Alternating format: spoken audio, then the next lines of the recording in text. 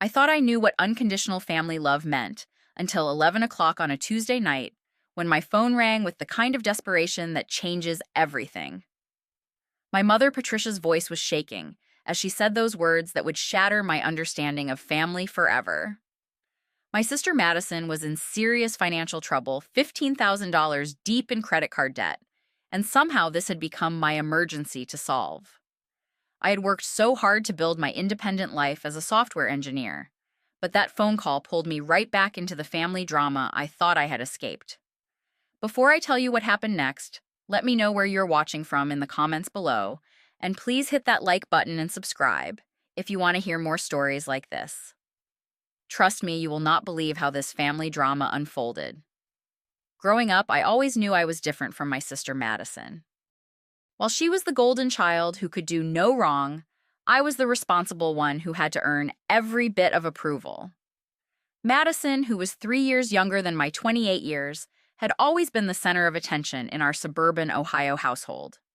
Our father David worked as a bank manager, and our mother Patricia taught elementary school, and together they created this perfect bubble around Madison, where consequences never seemed to exist. I remember working 3 part-time jobs during college just to pay my tuition, while Madison got her entire college experience funded, without question. When I was 20 and desperately needed a car to get to my evening job at a call center, I had to save up for months to buy a beat-up Honda Civic. But when Madison crashed her car at 22 during what she called a minor fender bender, our parents immediately bought her a brand new Toyota Camry. The double standard was so obvious it hurt, but I had learned to accept it as just the way our family worked. So when I drove to their house that Wednesday evening after the phone call, I was not entirely surprised to find myself walking into another Madison crisis. The living room felt heavy with tension as I sat down on the familiar burgundy couch where I had spent countless childhood hours. Madison was curled up in the corner chair, her eyes red and puffy from crying, refusing to make eye contact with me. She looked smaller than usual, almost fragile, and I felt that familiar tug of protective instinct despite my frustration. Patricia had laid out what she called the facts on the coffee table, like evidence in a court case. There were credit card statements from Nordstrom showing $3,200 in purchases, Louis Vuitton receipts totaling $2,800, and restaurant bills that ranged from $400 to $600 per month. The numbers were staggering, especially knowing that Madison worked part-time at a retail store, making barely above minimum wage. Madison finally spoke up, her voice barely above a whisper. "I did not mean for this to happen, Joyce. I thought I could pay it back. Alex and I were eating out a lot, and I wanted to look nice for him and his friends. I thought when I got that promotion at work, everything would be fine." Her boyfriend Alex was someone I had met only twice, and both times he struck me as the kind of guy who expected women to pay their own way while he saved his money for his motorcycle payments. David cleared his throat and fixed me with that serious look he used when discussing bank business. "You make good money at that tech company, Joyce. $15,000 is nothing for you compared to what this means for Madison's future. Her credit score will be ruined if we do not handle this immediately." He was right that my software engineering salary was comfortable, but his dismissive tone about my hard-earned money stung more than I expected. I tried to explain my own financial situation, how I was paying $800 a month in student loans, managing my mortgage payments, and trying to save for retirement like any responsible adult. But Patricia interrupted me with that exasperated sigh she had perfected over the years. "Do not you want your sister to have good credit? This could ruin her entire future before it even starts." The conversation went in circles for 2 hours. I offered a compromise, suggesting I could pay $5,000 immediately, and Madison could work out monthly payments for the remaining $10,000. It seemed reasonable to me, a way to help while still teaching some responsibility. But David refused, outright insisting that the credit card companies wanted full payment to prevent further interest accumulation. As I drove home that night, Madison's final text message lit up my phone screen. "I'm sorry you hate me so much." Those 8 words hit me harder than any of the financial numbers we had discussed. I did not hate her. I loved her desperately. But I was beginning to realize that our family's version of love came with a price tag I had never learned to calculate. The phone call started the very next morning and continued every single day for the following week. Patricia had appointed herself as the official updater of Madison's deteriorating mental state, calling me at work with increasingly dramatic reports about my sister's condition. Madison cannot sleep, Joyce. She cannot eat. She's having panic attacks about declaring bankruptcy. Last night, I found her crying on the bathroom floor at 2 in the morning. Each conversation followed the same script.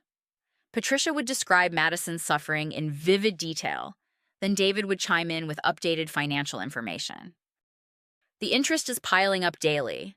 It is now $16,200. Every day you wait makes this worse for everyone. They had perfected this tag team approach that left me feeling guilty and pressured from both emotional and practical angles. But something felt off about their narrative, especially when I accidentally discovered Madison's recent Instagram posts. There she was, just 3 days after our family meeting, showing off a brand new designer purse at some trendy downtown restaurant with Alex. The purse looked expensive, definitely not something someone having daily panic attacks about debt would be purchasing. When I brought this up to Patricia, her defensive response revealed more than she probably intended. That was a gift from Alex, Joyce. You're being paranoid and looking for reasons to not help your sister. I'm so disappointed in how suspicious you have become. But I was not being paranoid. I was finally paying attention to patterns I had ignored for years.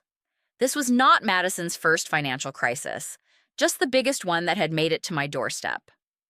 The family pressure campaign began in earnest during the second week. My Aunt Susan called me at 7 in the morning before I had even finished my coffee. Joyce, honey, your parents sacrificed everything for you girls.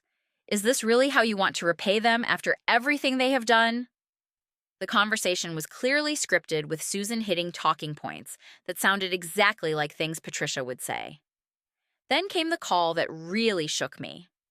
My 90-year-old grandmother, Eleanor, who usually only called on birthdays and major holidays, was suddenly on my phone with a speech about family values. I do not understand why you will not help your baby sister, Joyce. In my day, family came first, before money, before pride, before everything else. The words sounded wrong coming from her, too formal and coached like someone had written them down for her to read. I realized that my parents had mobilized our entire extended family, spreading their version of the story to anyone who would listen. My Facebook feed started filling up with passive-aggressive posts from cousins about selfish family members who forget where they came from, and people who get successful and abandon their roots. I felt completely isolated, like I was the villain in a story where everyone else knew the script, except me. That weekend, I decided to do some research of my own. I started thinking back through family conversations over the past few years, looking for patterns I had missed. Madison's car loan the previous year, which our parents had co-signed when she could not qualify a loan. Her apartment deposit 6 months ago, which Patricia had quietly paid after Madison's first application, was rejected. Even her college credit card debt during her junior year, which David had handled without ever telling me it existed. The pattern became crystal clear. Madison created financial emergencies, our parents rescued her, and life continued as if nothing had happened. She had never experienced real consequences for poor financial decisions, because our family always provided a safety net. But this debt was too big for our parents to handle alone, so they needed me to become part of the rescue operation. I called another family meeting determined to address what I saw as the real problem.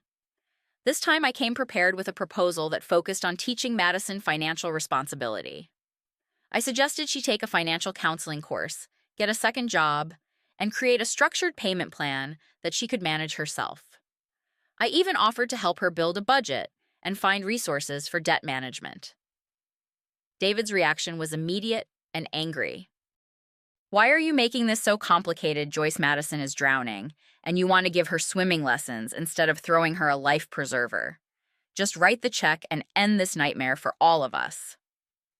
Patricia joined in her voice, taking on that wounded tone she used when she wanted to make me feel guilty. You're being cruel to someone who is already suffering. Madison is fragile right now and needs support, not lectures about responsibility. Madison herself stormed out of the room, but not before delivering her final blow. I knew you did not care about me, Joyce. I knew you would find a way to make this my fault, instead of just helping me like a real sister would. The front door slammed behind her, leaving me alone with our parents and the weight of their disappointment. The ultimatum came on a Friday morning, delivered through a phone call that changed everything between my father and me forever. David's voice was colder than I had ever heard it, stripped of any pretense of parental warmth. Pay Madison's debt by 5 o'clock today, or we are cutting you off completely. No more family dinners, no more holiday celebrations, no more inheritance when we are gone. You will be dead to us, Joyce.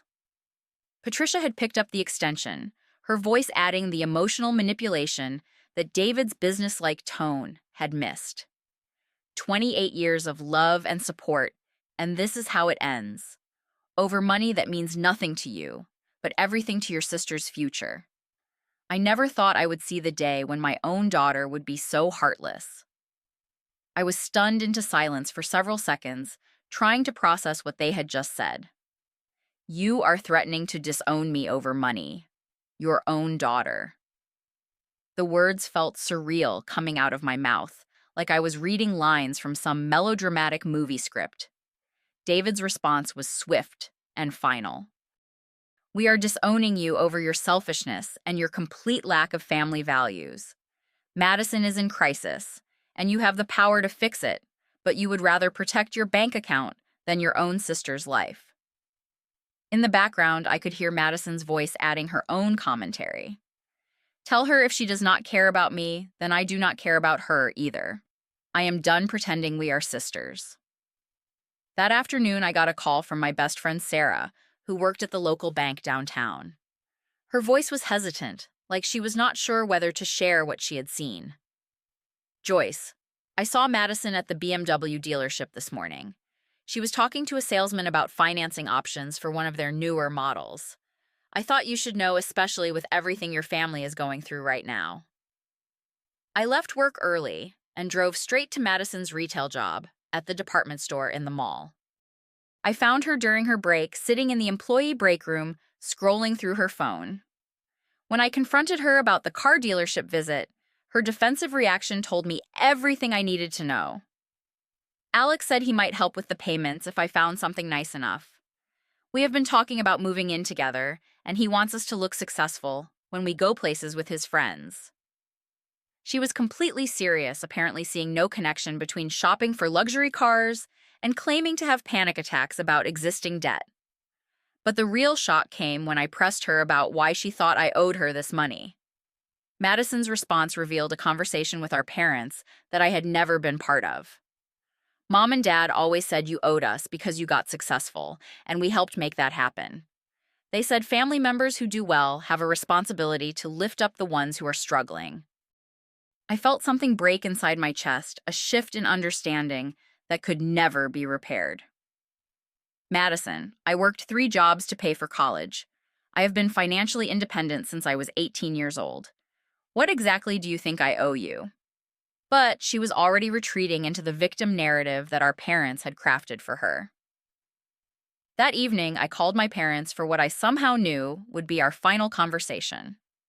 Patricia answered on the first ring, her voice immediately hopeful. Have you come to your senses, Joyce? Are you ready to do the right thing and pay? I tried one more time to understand their reasoning. I want you to explain to me why you believe I owe Madison $15,000 of my own money. The question seemed to confuse them, as if I was asking something obvious that did not need explanation. David took over, his bank manager voice in full effect. We invested in your education and your future, Joyce. When you benefit, the family benefits. That is how families work. But I had clear memories of working those 3 jobs of eating ramen noodles for dinner, because I could not afford anything else of wearing the same winter coat for 4 years, because I could not justify the expense of a new one. I paid my own way through college, Dad. I worked 3 jobs while Madison got everything paid for. I've been independent since I graduated. Patricia's response revealed how completely they had rewritten our family history in their own minds. We provided emotional support, Joyce. We housed you and fed you and loved you. Do you think that counts for nothing? I realized that this conversation would never end in understanding. They genuinely believed that my success was partly their creation and therefore partly their property. Madison's debt was not really the issue. This was about control, about maintaining a family dynamic, where I would always be obligated to rescue Madison from the consequences of her choices. Friday at 5 o'clock came and went without any payment from me. Instead, I sent a text message that I had carefully crafted after hours of thought and revision. I will not be paying Madison's debt. This decision is final. If you choose to cut contact with me, I accept that consequence. I love you all, but I cannot enable destructive patterns anymore. The response was immediate and overwhelming. My phone rang continuously for 2 hours with calls I did not answer. The voicemail started angry and escalated to desperate, then circled back to furious. Patricia's messages ranged from crying and begging to making threats about how sorry I would be when they were gone, and it was too late to make amends. David's voicemails were shorter, but more cutting, each one reiterating that I was no longer their daughter and should never contact them again. I blocked their numbers that night and removed them from all my social media accounts. The relief I felt was unexpected and immediate, like setting down a heavy weight I had not realized I was carrying. For the first time in years, my phone was not buzzing with family crisis updates or guilt-inducing messages about my responsibilities to people who seemed determined to avoid their own. The extended family blowback was swift and predictable. Nasty messages appeared in my inbox from cousins and aunts who had heard only one side of the story. I was removed from family group chats and uninvited from upcoming celebrations through pointedly silent treatment rather than direct communication. The family had chosen their side, and it was not mine. At work, my colleagues started noticing positive changes in my demeanor before I did.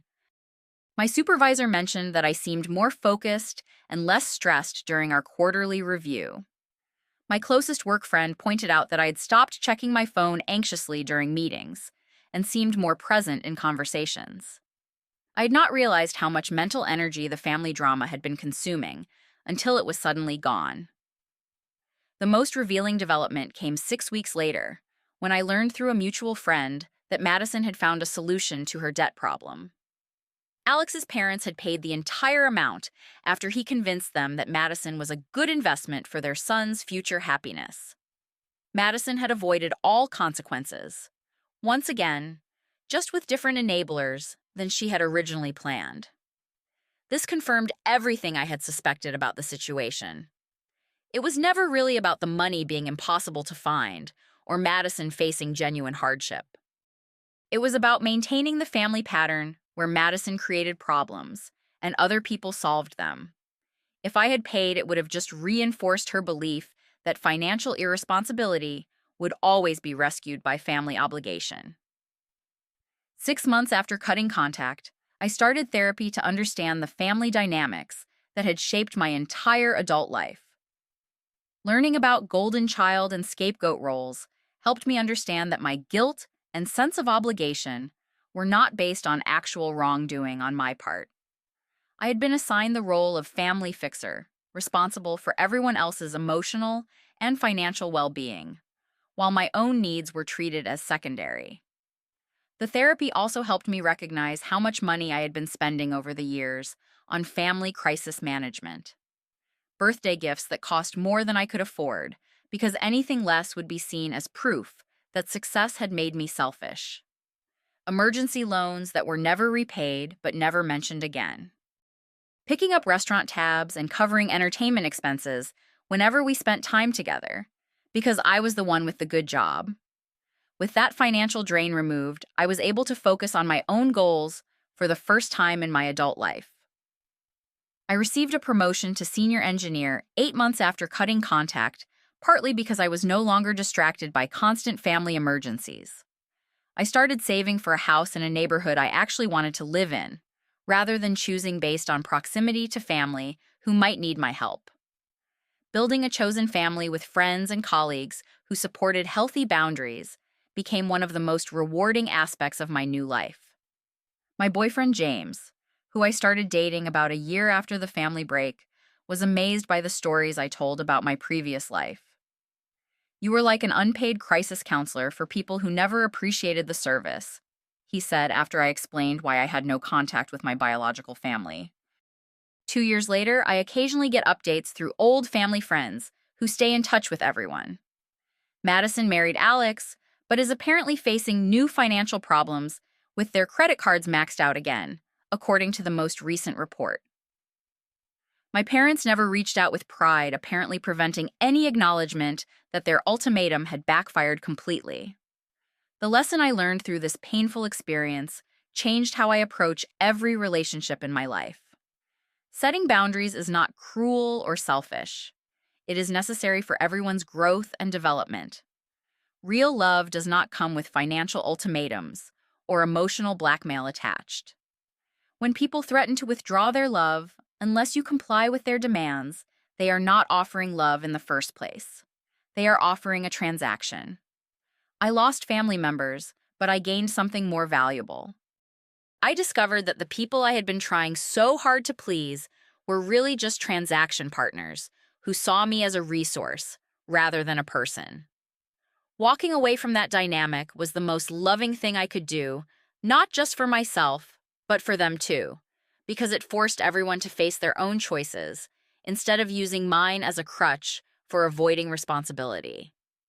Sometimes the bravest thing you can do is call someone's bluff when they threaten to take away their love. Because real love, the kind worth having, does not come with conditions or price tags attached. And once you know the difference, you can never go back to accepting anything less. Have you ever been in a situation where family members tried to manipulate you with ultimatums? How did you handle the pressure to choose between your boundaries and their approval?